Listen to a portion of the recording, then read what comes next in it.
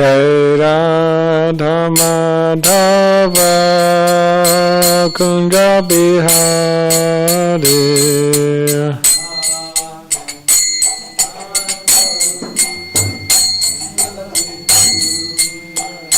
Jai Radha Madhava Kunja Bihari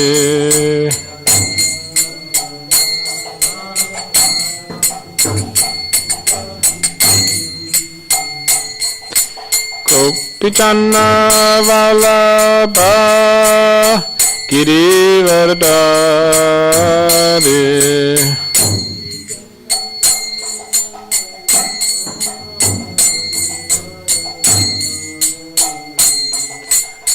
Gopichanna Vallabha Girivardhari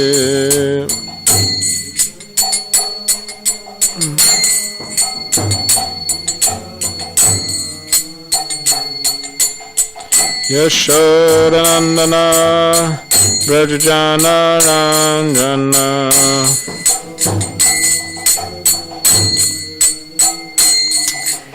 Yashodanandana Brajajana Ranjana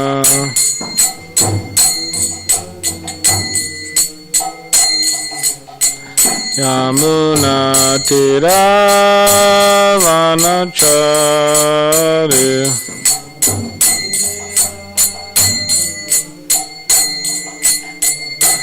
Yamuna Tira Vanachari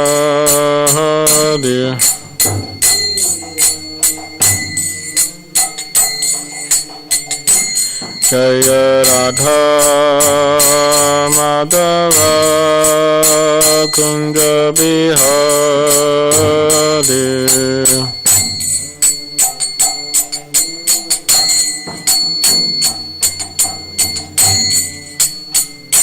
Jaya Radha Madhava Kunja Bihari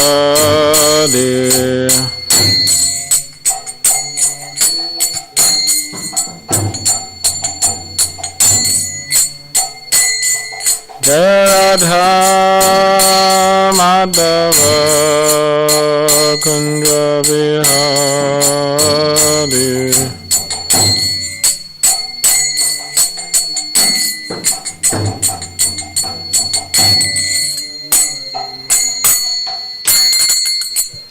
Prabhupada ki jai.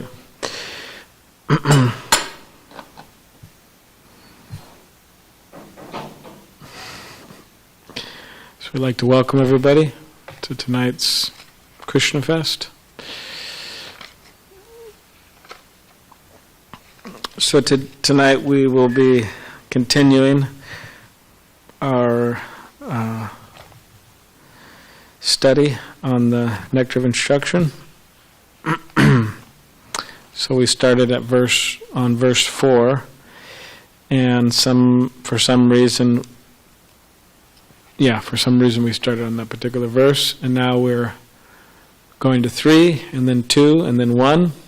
I know this doesn't make much sense, but then again we'll go to 5 and continue on. So today will be 2, and the next time I speak 1, and then 5.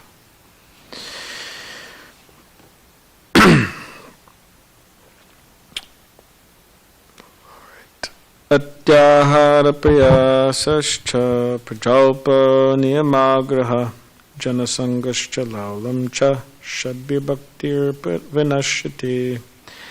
So, this is the translation. One's devotional service is spoiled when he becomes too entangled in the following 6 activities. 1.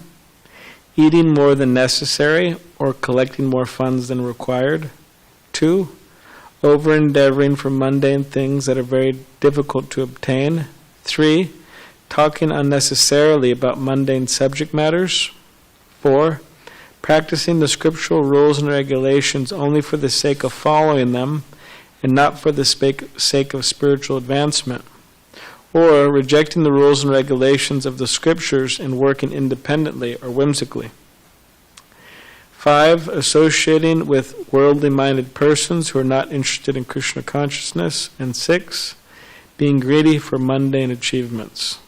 Purport by Srila Prabhupada. Human life is meant for plain living and high thinking.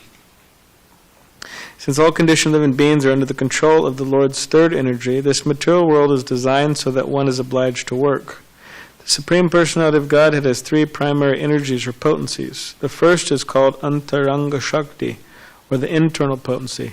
The second is called Tatashta Shakti, or the marginal potency. The third is called Bahiranga Shakti, or the external potency. The living entities constitute the marginal potency, and they are situated between the internal and external potencies. Being subordinate as eternal servants of the Supreme Personality of Godhead, the Jivatmas, or atomic living entities, must remain under the control of either the internal or external potency. When they are under the control of the internal potency, they display their natural constitutional activity, namely, constant engagement in the devotional service of the Lord. This is stated in Bhagavad Gita, chapter 9, text 13. Mahatmanas tumam parta daivim prakritimashita bhajantananya manaso gatvamam buddha dim avyayam. O son of Pritha, those who are not deluded, the great souls, under the protection of the divine nature, they are fully engaged in devotional service because they know me as the Supreme Personality of Godhead, original and inexhaustible. The word Mahatma refers to those who are broad-minded, not cripple-minded.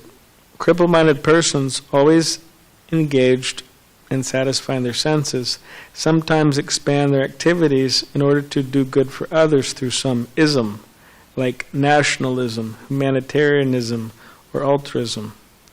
They may reject personal sense gratification for the sense gratification of others, like the members of their family, community, or society, either national or international. Actually, all this is extended sense gratification, from personal to communal to social. This may all be very good from the material point of view, but such activities have no spiritual value.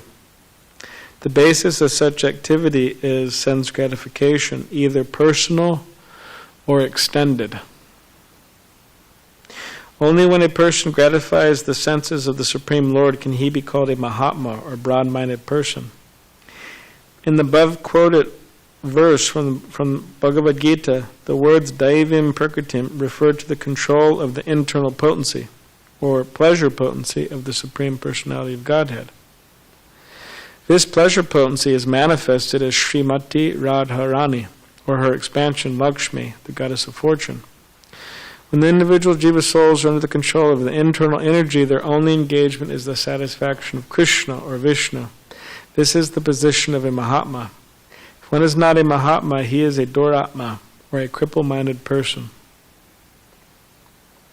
Such mentally crippled Duratmas are put under the control of the Lord's external potency, Mahamaya.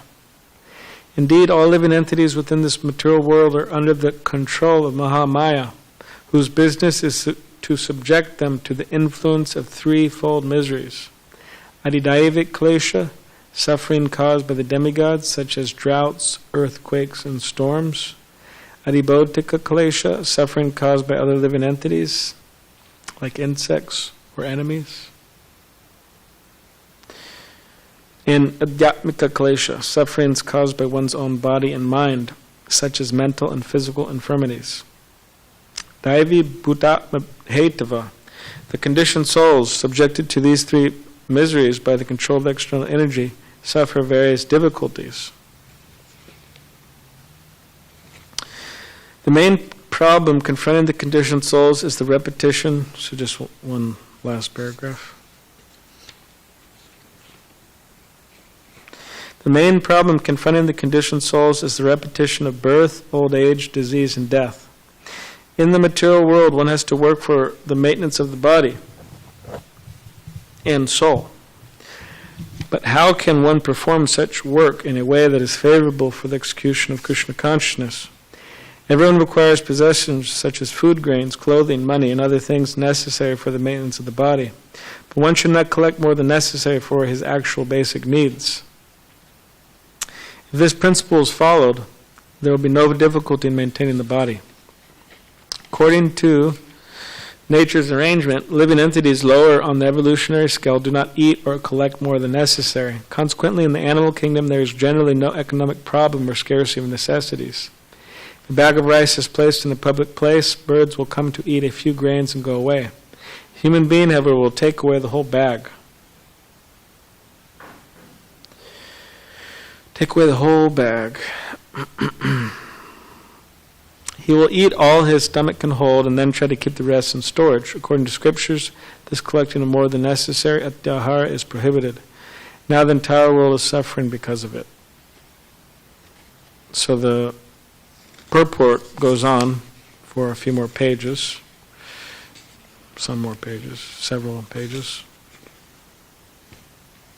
So everybody could study the purport on their free time. Or on their not free time, just study the purport whatever time of Text-2. Purport of Text-2. Nectar of Instruction. Om Jnana-Timidandasya Gananjana Shalakaya Chakshulanmalitam Mena Tasmai Shri Gurave Namaha Bukam Karidvachalam Bangam Langate Girim Yat Kripatamaham Bande Shri Gurum Dinataranam Ancha Kalpadribhishcha Kripa Sindhu Bevacha Patitanam Pavanebhyo Vaishnavebhyo Namo Namaha Jaya Shri Krishna Chaitanya Prabhu Nityananda Shri Advaita Gadadhar Shri Vasudeva Gaura Bhaktivinoda Hare Krishna Krishna Krishna Hare Hare Hare Rama Rama Rama Hare Hare. Okay, I'll read the translation again. One's devotional service is spoiled when he becomes too entangled in the following 6 activities. 1. Eating more than necessary or collecting more funds than required. 2. Over-endeavoring for mundane things that are very difficult to attain. 3. Talking unnecessarily about mundane subject matters. 4. Practicing the scriptural rules and regulations only for the sake of following them and not for the sake of spiritual advancement, or rejecting the rules and regulations of the scriptures and working independently or whimsically. 5. Associating with worldly-minded persons who are not interested in Krishna consciousness. And 6. Being greedy for mundane achievements.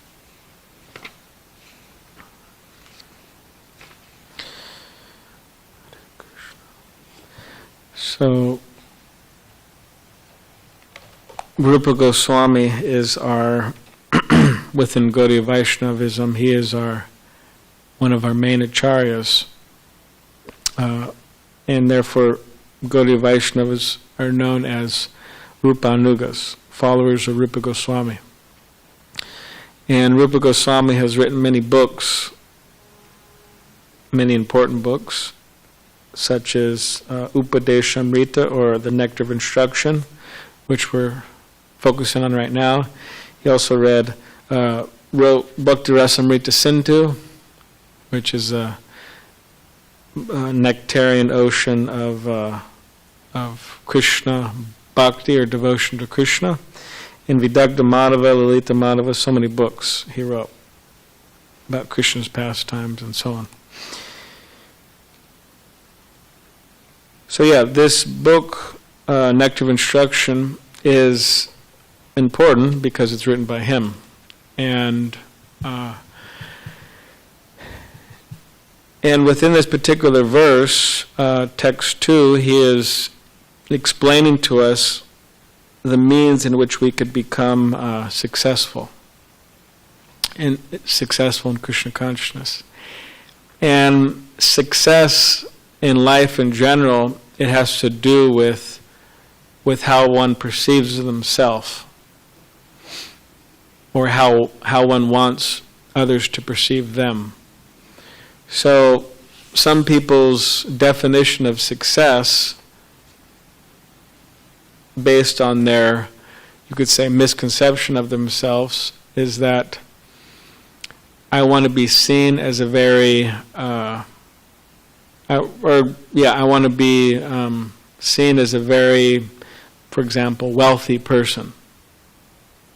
I want to be seen as a very wealthy person. Or I want to be seen as a famous person, or I want to be seen as a very strong person, which all of these particular conceptions are all based on the material body, because in the sense that what does the soul have to do with wealth? What does the soul have to do with physical strength? What does the soul have to do with fame, material fame? So in other words, all of these are material desires which are based on the conception, I am this material body, which is a misconception. So Rupa Goswami is not explaining to us how to become successful in the material sense. He's not saying if you follow these 6 principles, or if you specifically avoid these 6 principles, you will become very wealthy or very physically strong or very famous materially or anything like that. Why? Because Rupa Goswami's conception of success is different than most people's conception of success in this world. And the definition of success that Rupa Goswami is talking about, or that he's trying to help us achieve by telling us what to avoid, is the success of the soul linking itself back up with Krishna, the Supreme Personality of Godhead. That's the success, or taking shelter of the internal energy. As Prabhupada writes in the purport, says that the natural constitutional position of the living entity is to take shelter of the internal energy. Mahatmanas tumam parta daivim prakritimashruta. And as Prabhupada says in this particular purport, he says that particular energy is manifested as Srimati Radharani. So once Srila Prabhupada, he was in India, and Srila Prabhupada was invited to give a talk at one of the most wealthy one of the most wealthiest families in India at the time, the Birla family. And specifically the mother, or the mother or the wife of the house, she was the one who was to decide what Srila Prabhupada spoke on, what he discussed that night. So Srila Prabhupada, my spiritual teacher, I believe, or devotees, asked her, they showed her a list. Would you like Prabhupada to talk about this, this, this, this? There's different things you could talk about. And what she picked, Mrs. Birla, she picked, I would like Srila Prabhupada to talk about how to have a successful life. How to have a successful life. Which is pretty interesting, because from everyone else's perspective, the whole of India, the whole of the world, she was a pretty successful woman. In terms, just in terms of materially speaking, she had a lot of wealth, her family had a lot of wealth, a lot of property, very wealthy, very successful. But she said, I want to, Prabhupada to speak on that, how to have a successful life. So Srila Prabhupada agreed.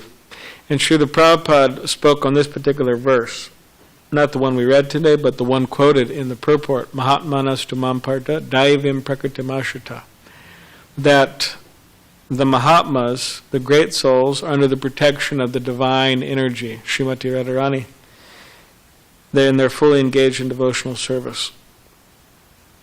And Srila Prabhupada went to go on to explain that that is the success, that we have to transfer ourselves from the material energy, which Srila Prabhupada said means threefold suffering, threefold miseries of material existence. 3 prongs, right?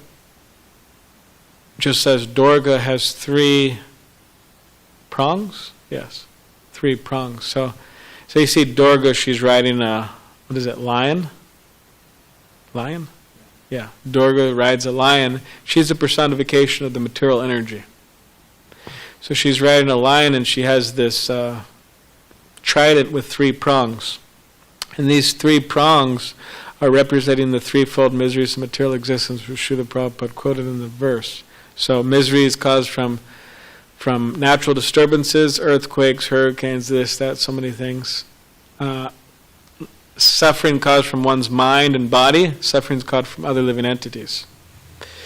So she's constantly jabbing the souls, the conditioned souls, with these 3 prongs. And she's trying to encourage them to surrender to Krishna and to accept the shelter of Srimati Radharani. Whereas you see Durga, she's very fierce with the prongs, and she's killing the demons and all types of things like that. But Srimati Radharani, she's quite different. You see Srimati Radharani on the altars, she has her hand up like this, mudra, don't worry. Sometimes she has her hands in a particular way, like dancing. So it's quite different. In other words, it's a loving care of Srimati Radharani. So that's a success. And how we achieve that success partially, or one aspect or one way which we get closer to achieving that success, is specifically avoiding these 6 principles that Rupa Goswami states within this verse that we just read. And I have a question for the audience in this room, and maybe the audience, if there's some audience online, if somebody's watching. The question is, out of these 6 principles, what do you think is the worst? I'll read the 6 again. So the question is, out of these 6 principles, what is the worst? And here are the 6 principles to avoid. So 1, eating more than necessary or collecting more funds than required. 2, over-endeavoring for mundane things that are very difficult to obtain. 3, talking unnecessarily about mundane subject matters. 4, practicing the scriptural rules and regulations only for the sake of following them and not for the sake of spiritual advancement. Or rejecting the rules and regulations of the scriptures and working independently or whimsically. 5, associating with worldly-minded persons who are not interested in Krishna consciousness. And 6, being greedy for mundane achievements. So what do you think is the most dangerous? Yes. Associating with worldly people. What do you say? Okay. 6? Being greedy for mundane achievements? Okay. What do you think, Tapas?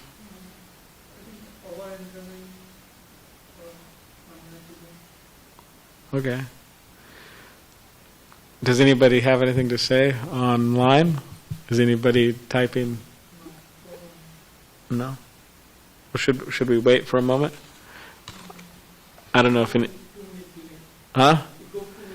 Yeah, it's delayed, right? Let's just take some water and we'll see if...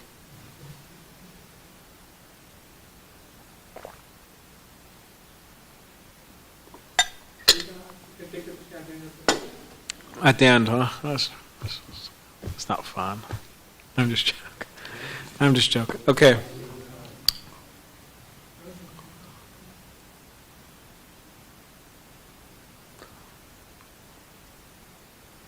So, what's worse? Well, I mean, in some ways, they're all worse. Because, poison's poison. If you take poison, it's never good, whether you take a little or a lot. Now, of course, there are some people who, like Prabhupada would say, that there was young girls within India and other places in the world, their parents would feed them little doses of poison, little doses, and they'd become immune to it.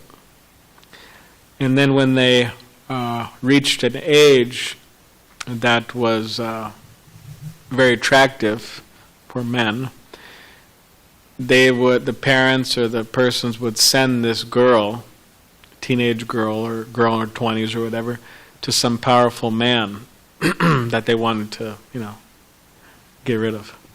So they would send the girl to the man, and she would charm him, this and that, and she would kiss him, and then he would die.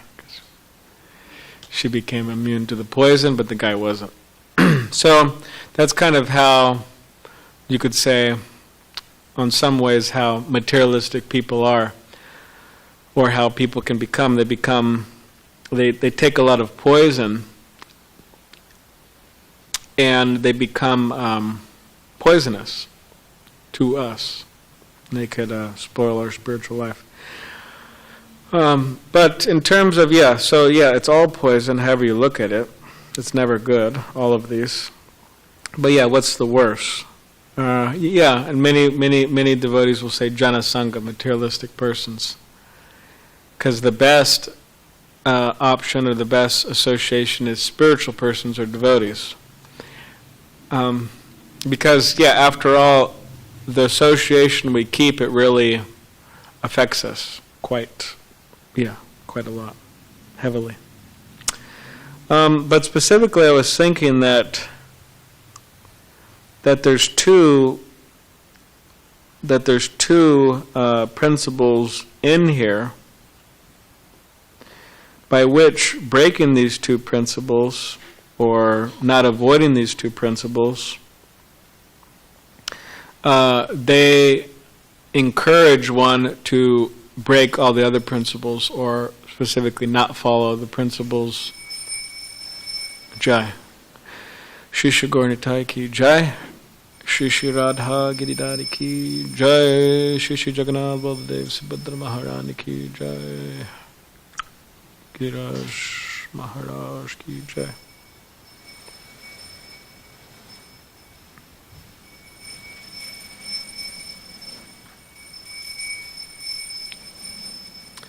So specifically, there's two principles,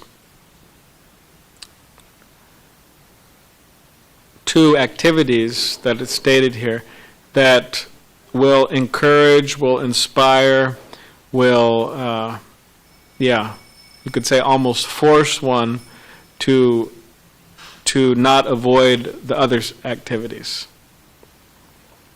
And these two ones I was thinking of is, one is practicing the rules and regulations of Krishna consciousness, but not putting one's heart into it.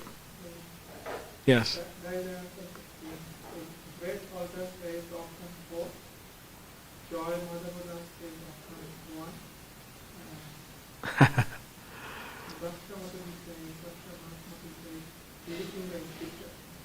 Doing what? Okay. So we almost have all devotees saying different ones. So they're all right. They're all the worst. So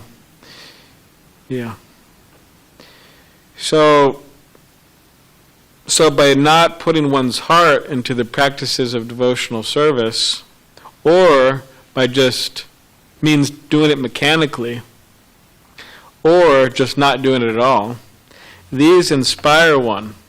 These, you could say, practically force one to become greedy for mundane achievements, to associate with worldly-minded persons who are not interested in Krishna consciousness, to talk unnecessarily about mundane subject matters, to over-endeavor for material things that are very difficult to obtain, and to eat more than necessary. These, by breaking number 4, you could say the two sides of number 4, Niyam Agraha and Niyam Agraha, these inspire all the other ones. In other words, by breaking number 4, one will break all the other ones. And what I mean by that is that if one doesn't put their heart into the practices of devotional service, they will not get the higher taste. It will be very difficult for them to experience the nectar of Krishna consciousness, the bliss of Krishna consciousness. And if one just doesn't follow, they're also very difficult to experience the bliss of Krishna consciousness. If the advice is chant Hare Krishna, and one doesn't do it, I mean, how are they going to experience the higher taste? Or if the advice is chant Hare Krishna, and one does it mechanically or without much heart, how is one going to experience the nectar of Krishna consciousness? Very difficult.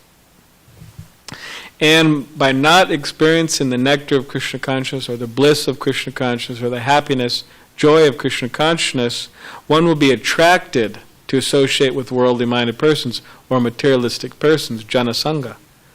Why? Because the material world, in many ways, I mean, Krishna knew what he was doing, or Maya knows what she's doing.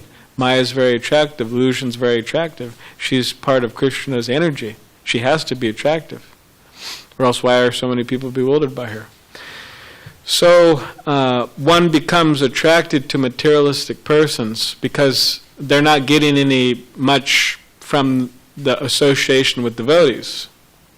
Because all devotees want to do is just Hare Krishna, Krishna Krishna, Hare Hare, Hare Rama, Rama Rama, Hare Hare. Let's engage in Krishna consciousness. But if one's not putting their heart into it, if one is just not doing it at all, again, one will not experience that and say, okay, I bet let me go out to the local pubs. I'll have a better time than at the temple. Actually, it's very sad. Some churches, somebody was telling me, I forgot who was telling me. Yeah, somebody was telling me. I really wish I remembered who, but they were telling me that there was churches and people would buy the church and they knew it was a church. Obviously, they knew it was a church, but within their mind, they to kind of disrespect the church, the old establishment of the church, they'd make it a nightclub on purpose. A nightclub. And they would name it something like, the church nightclub or something kind of clearly letting people know that, we knew it was a church and we made it a nightclub. Which nightclubs are very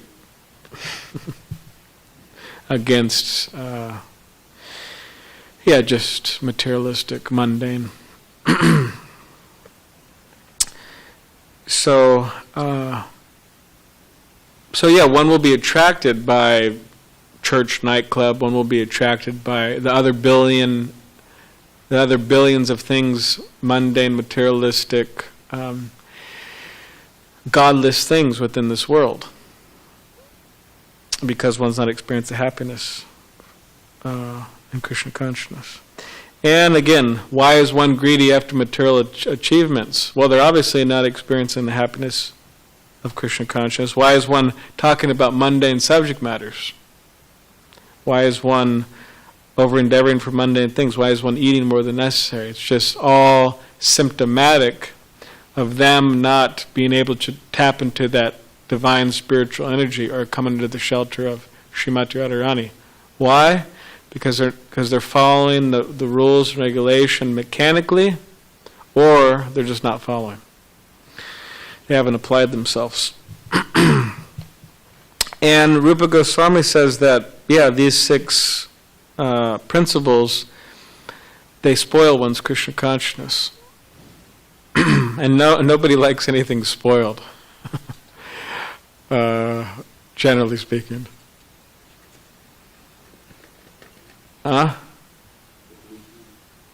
Blue cheese, yeah. People like blue cheese.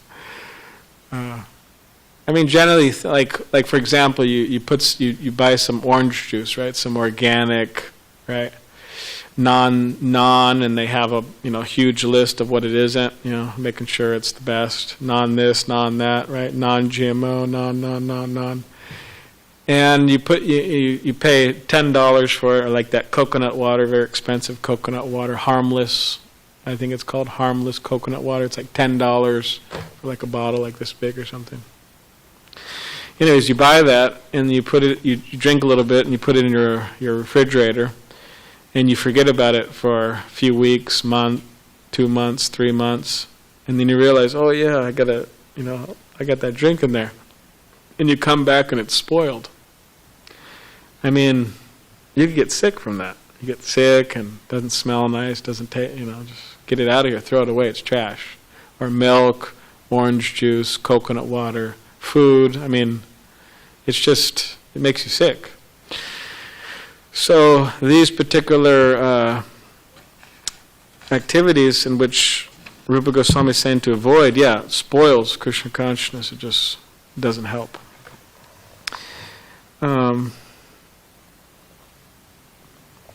So the idea is that we should have faith in Krishna. Believe. Believe, brother. Okay, you believe? Good. Or else you're in big trouble. I'm just joking. We should have faith. But that faith has to be developed in reality. It has to be real. It can't just be like, oh, I believe. I believe in Krishna. But it has to be rooted in real experiences. So in other words, if we apply ourselves to the process of Krishna consciousness, we will automatically develop faith in Krishna, because we will have experiments. We will have an experience of Krishna consciousness. So that's the problem with this particular principle of following mechanically, because following mechanically, one does not have the experience. Like just because, there's many people who come to this temple when it's open. And they may be coming from India. A lot of them come from India. And a lot of them come from other places of the world. But whether they're coming from India or any place of the world, they have to apply themselves to the process. They don't have to, obviously. But if they want to see the result, if they want to see if Krishna is really real, then they have to apply themselves. It's not good enough just to come to the temple and say I believe in Krishna, but one has to actually actively engage in the process. Or else, how deep is that belief? How deep is that faith? It could be very easily shaken, such faith. And some people, they come to the temple and they have very little faith, or maybe even no faith. Somehow or other, due to maybe their mother wants them to go, maybe their father, maybe their wife, maybe their husband, maybe their kids dragged them here, who knows? Maybe they feel some obligation due to some cultural or social reasons. But, which, is good. But my point being is that they will continue to have belief in material life if they don't apply themselves. Or we will continue to have belief in material life if we don't apply ourselves properly. And specifically, these people, people come, they're pious, they're good, but they continue to have belief in material life heavily. Such as, for example, people, say Indians coming from India, having belief in material life that yes, I'll come to America and I'll beat everybody. I'll compete with them, I'll be better than the Americans, I'll work really hard, I'll get my money, right, and I'll enjoy life. And I'll make sure that what is it called? Incalculate, is it? When you try to pass something on to like your children or your what is it? I will educate, I will inspire, I will, you could say, heavily swayed Swayed? Sway. I will heavily sway, I will heavily sway my dependents, namely my son, my daughters, to also get ahead in the game of competition in this world. Competition of money and wealth and position and property, material acquisition. As if that ever made anybody happy. Never did. So in this way they continue their belief in material life. Whereas the problem with that is that they lose spiritual life, which means they've lost completely. They lost the game. Or you could say they lost the battle. Whereas they just focus on material life continually.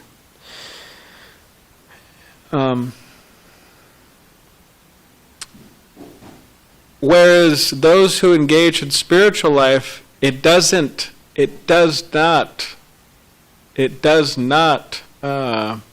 cancel out material life. That's what people don't get. You could say, okay, on some ways, right, the sannyasis, the brahmacharis, the monks, or the whatever, devotees, detachment, vairagya vidya, nija bhakti yoga, shikshartamartam, purusha purana, that Lord Chaitanya Mahaprabhu's followers, their lives are based on knowledge and detachment. Fine. But Krishna is, as Ishopanishad says, he's a self-sufficient philosopher fulfilling everybody's desires since time immemorial. So instead of us trying to, you could say, fulfill our material desires through the sweat of our brow, our hard work, Krishna could very easily fulfill our material desires, if that's what we want.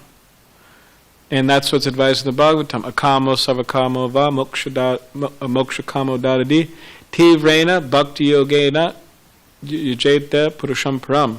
That whether you are sarvakama, you have all material desires for enjoyment in this world, or you're moksha kama, you desire liberation, or you are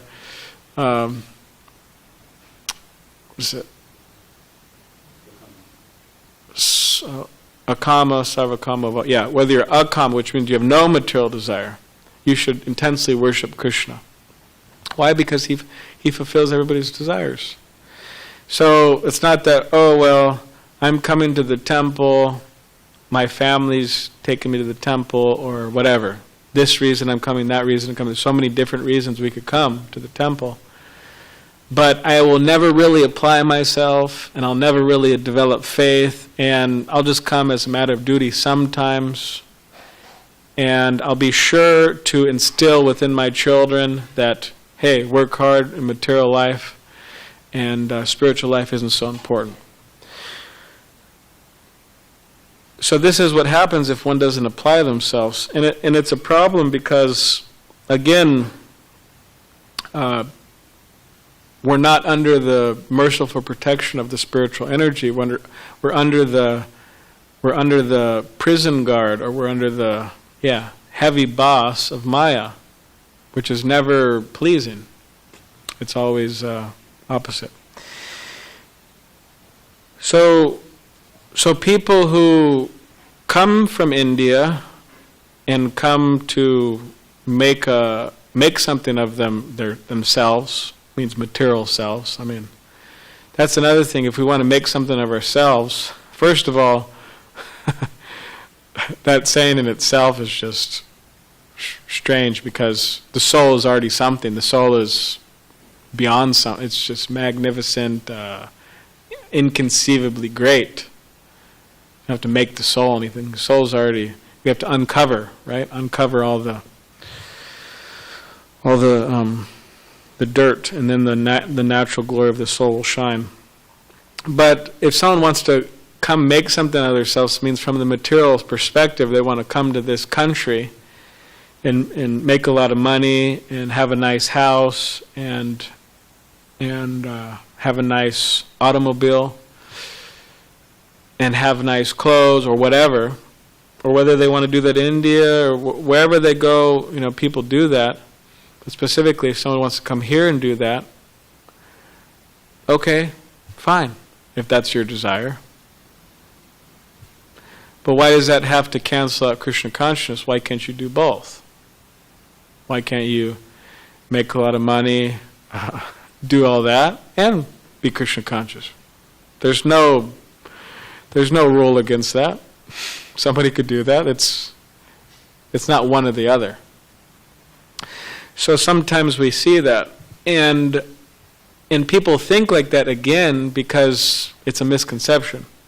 But aside from it being a misconception, is that again, it's just really boiling down to not having much faith, which means for sure one has not applied themselves. One has not applied themselves properly, following the principles of Krishna consciousness, or one has mechanically been here. Okay, come to the temple. I make sure, I build a nice wall between me and the deities, me and Krishna, me and Prabhupada, me and the devotees, me and the holy name. I build a nice wall, a nice covering around, so none of the influence could come in too heavily for me, so it won't change my life too much, won't mess up my material life.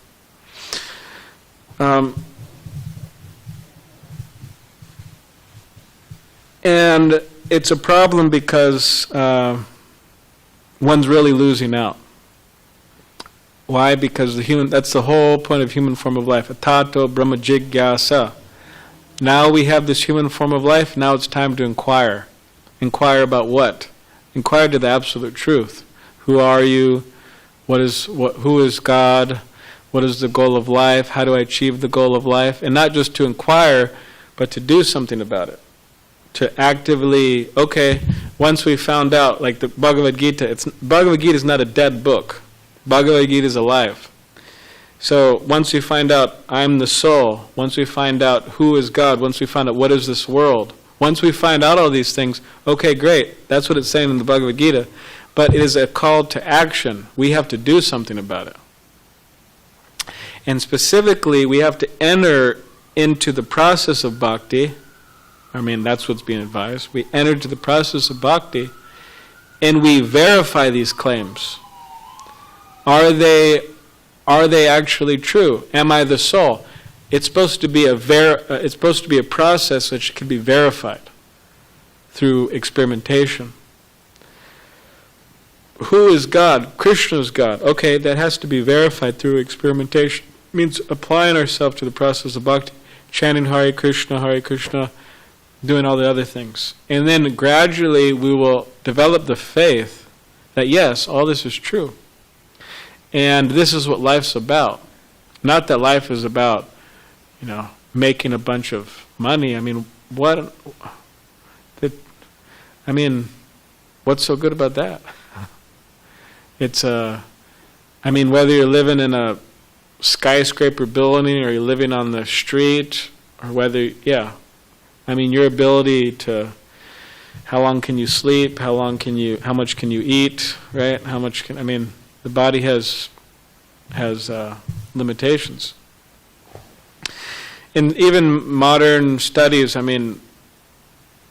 there's a particular point in which you get a good job, that brings a certain amount of happiness. You make a certain amount of money, that brings a certain amount of happiness. You get a raise, that makes a certain amount of happiness. You get a bathroom, or you get a executive office with your own bathroom. I got my own bathroom. I guess it is kind of nice. You don't have to share a bathroom with a bunch of other people. I guess there's something nice about that. But okay. But with a nice view of, in your office, you have a nice view of, some nature or something. So, but at a particular point, those things, those things really kind of, our happiness levels out.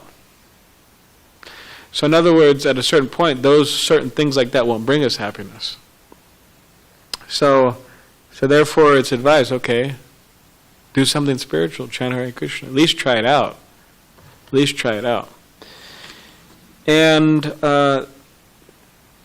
you could say that's one of the major difficulties of a conditioned soul, is they do not try out the process of bhakti.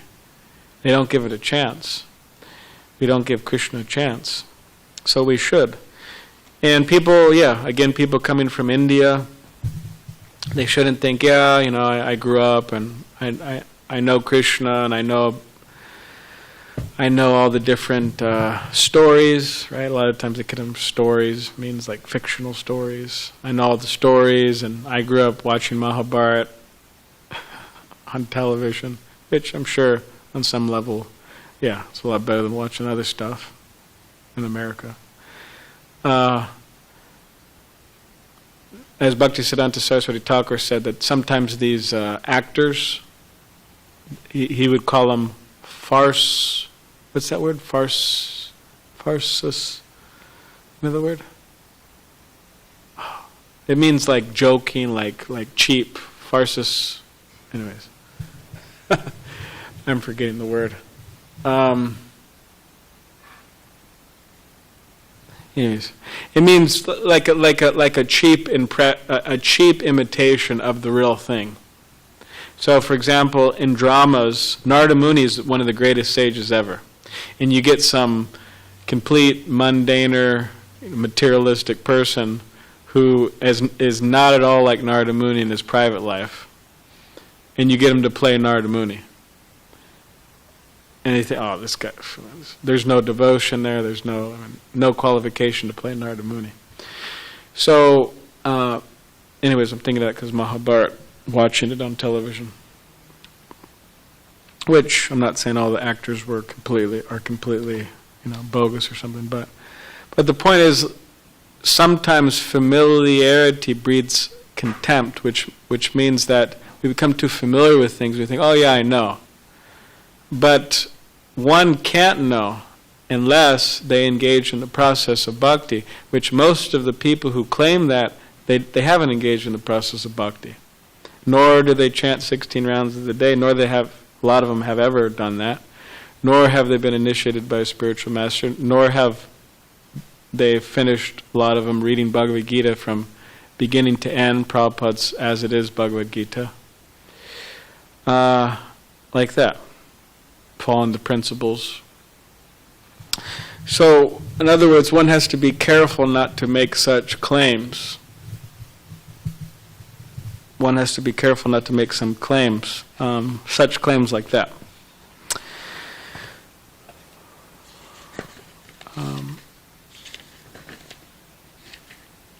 So these are the 6 principles which we should avoid for success.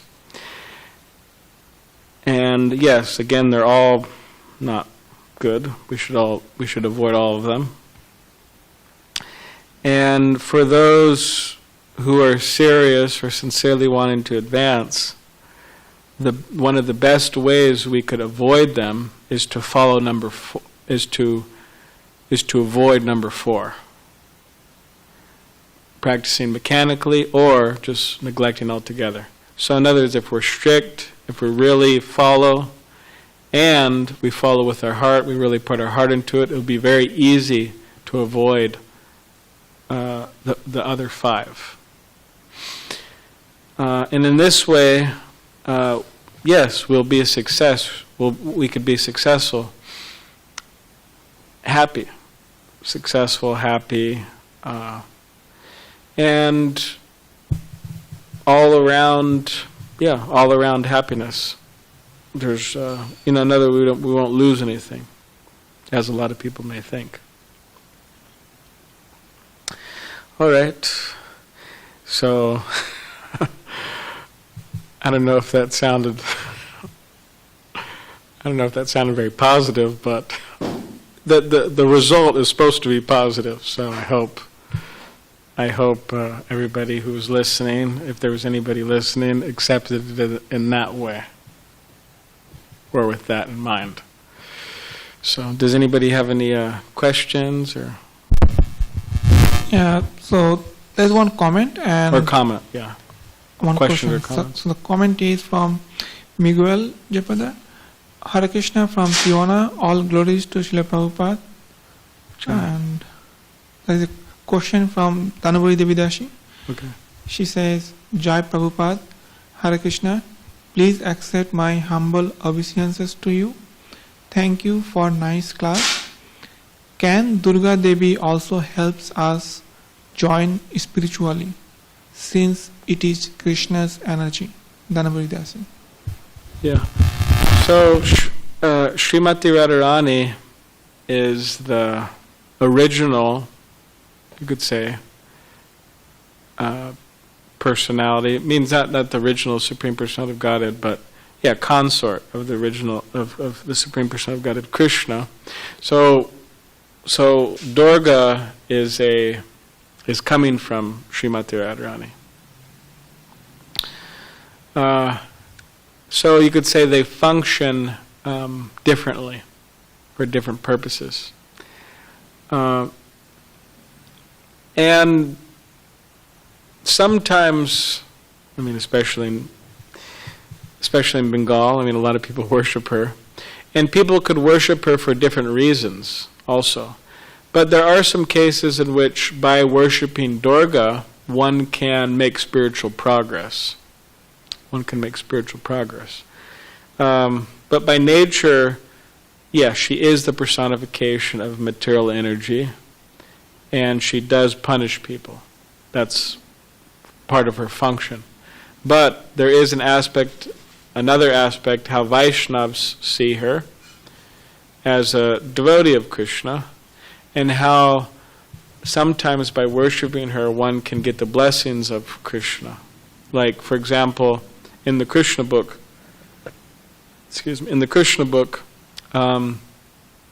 there's this example that the gopis, the young gopis of Vrindavan who were not married yet, they were praying to Katyayani, which is another name for Durga, and they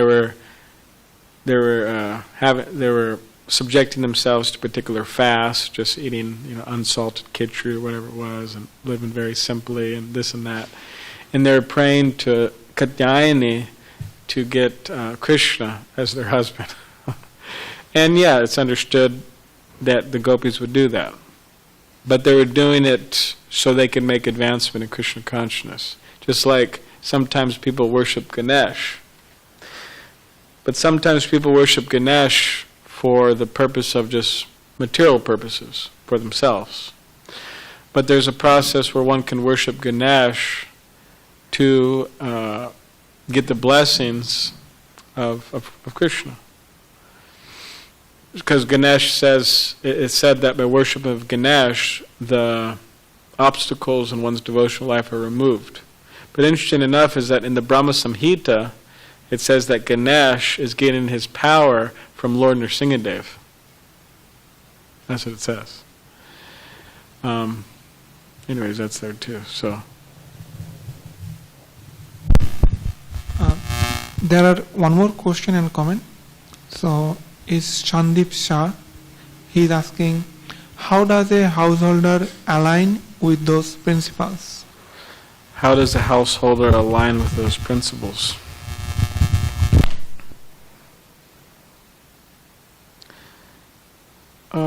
Well,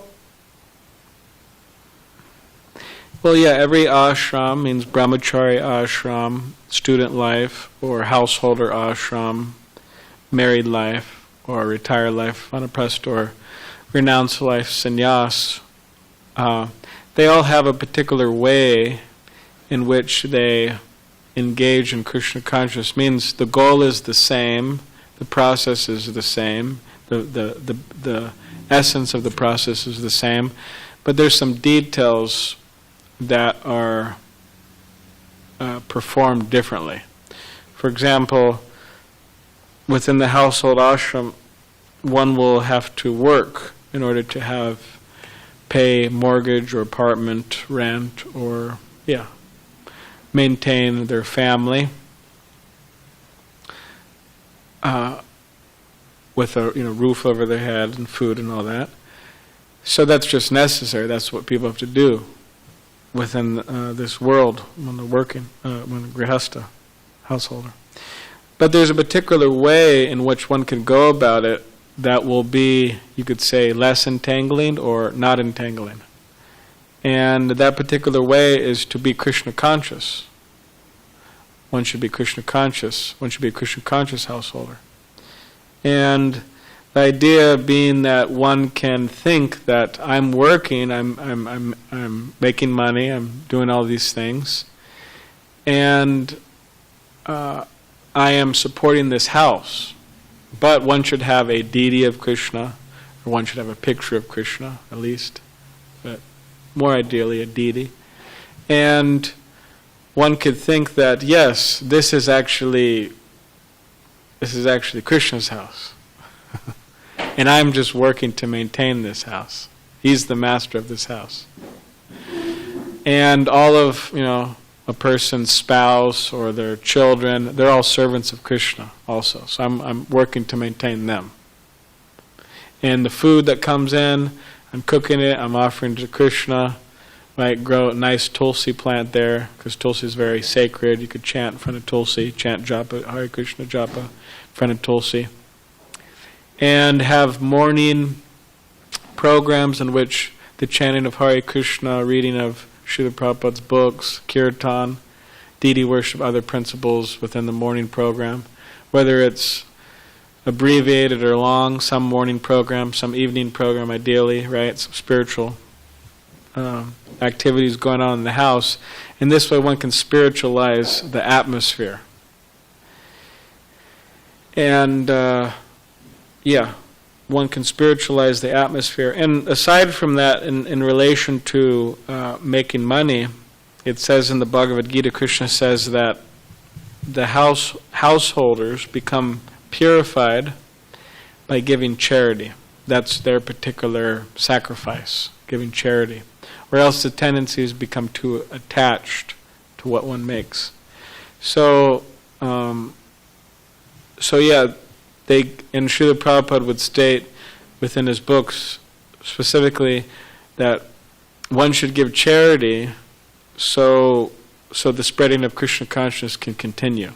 Means the temple has to go on, obviously. This is an aspect of spreading Krishna consciousness. Books have to be printed, right? Prasadam has to be made, all these things to spread Krishna consciousness so one can give their hard-earned wealth in that way, and it'll be purifying. But yeah, mainly it's the consciousness. Like Arjuna was a householder, and he was a Kshatriya warrior. He wasn't a brahmachari, sannyasi, Brahmin. He means a single, monk or something. He wasn't a monk or renunciate, and he wasn't, part of the, like some big yogi or big intellectual or something. Of course, he's supremely intelligent, but by nature he's a Kshatriya warrior. So, but Krishna, he specifically instructed the Bhagavad Gita to Arjuna. So ultimately one's position within the varnashram, it's external and actually doesn't matter that much, but what matters is the consciousness. So that's the challenge, whether we're brahmachari, whether we're this or that, or grihasthas, whatever. The challenge is how to be Krishna conscious. So one has to somehow or other navigate oneself. And by following these 6, not eating more than necessary, not over-endeavoring, means not endeavoring to the point where one forgets Krishna consciousness. Not talking unnecessarily about mundane subject matters, right? Instead of, while driving to work and flipping on the radio and hearing the latest news about, or specifically I'm thinking about those talk shows. Oh, it's like a 3-hour talk show about who knows what they're talking about. so many talk shows. Instead of doing that, just turn on some kirtan, or turn on Srila Prabhupada giving a lecture or something. Yeah, and so on. These different principles are there. So. From Brett Alters. Thank you, BalaramaDasa. Hare Krishna. Okay, thank you. Hare Krishna. All right. All right. I guess no more questions or comments, huh? Okay. All right. Thank you very much, everyone who tuned in. So we'll see you next time. I think, next week.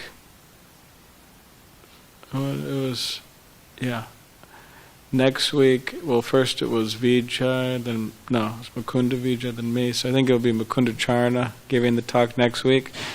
And then I believe His Holiness Bajranarayan Swami will be giving the Nrsingadev Chaturdasi talk Wednesday night, the 6th. So that will also be broadcasted. I think we'll also have a fire yajna broadcasted. So thank you very much. We'll see all of you later sometime. Hare Krishna.